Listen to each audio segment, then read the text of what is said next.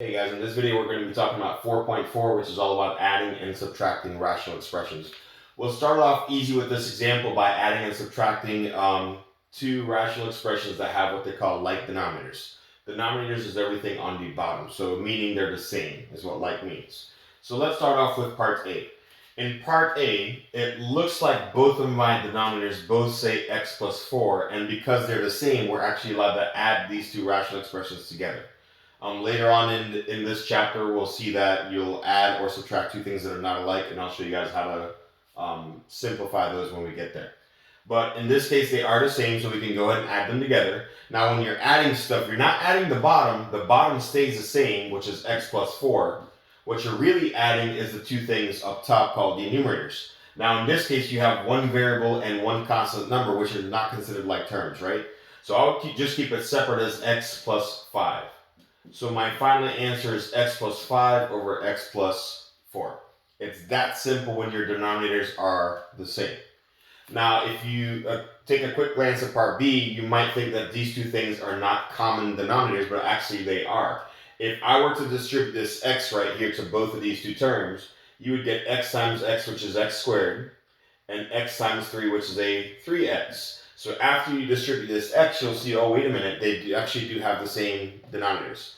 And because they have the same denominators, we can actually combine these two together. Keep in mind, notice I kept my denominator the same as the originals because you're not supposed to touch those. What you're really adding in this case is everything up top. So I'm going to add the 2x plus 1, and I'm going to add it to the 3x minus 8. So we're adding these together.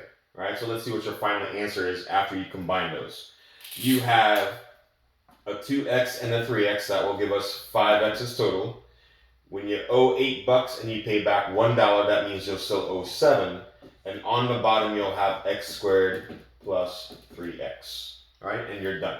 So sometimes you do have to distribute just to make sure that you actually do have the same denominator. If not, like I said, later on in the videos coming up, I'll show you guys how to add or subtract these when the denominators are not the same.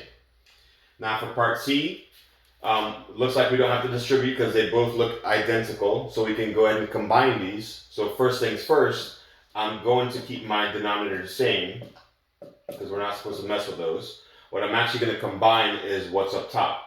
So you have a r minus 3, and from that we're supposed to subtract 3r plus 2.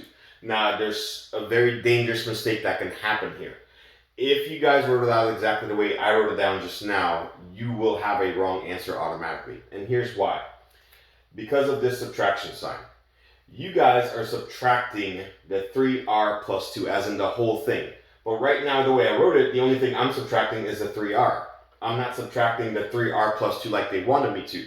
So in order for you guys to show me that you want to subtract the whole thing, you always have to put the second term up top in parentheses. That shows that you're subtracting the whole thing, not just the 3r. Okay? So next step. Let's go ahead and try to combine like terms. So you've got the r minus 3. I'm going to put a 1 in there to make it easier on you all and distribute this negative 1 to both terms. So you have negative 1 times 3r, which is a negative 3r. Then you have a negative 1 times a 2, that's a negative 2. And that's still over 2r squared minus 12. Now let's combine like terms to get our final answer.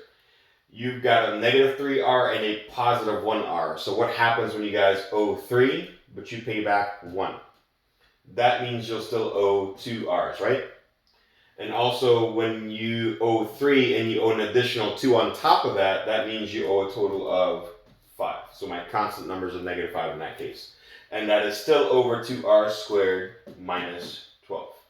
So like I said, these aren't too bad, but the one to watch out for is when it has a subtraction sign. Make sure whatever this is, if it is indeed a minus sign in front of it, make sure to put this thing in parentheses because you are going to distribute that negative sign to both of those two terms, all right? So that's really the only thing you guys have to watch out for because as you can see, the addition ones are actually pretty simple. All right, we'll see you guys in the next video, which is talking about how to get a common denominator if they are different. All right, we'll see you in the next one.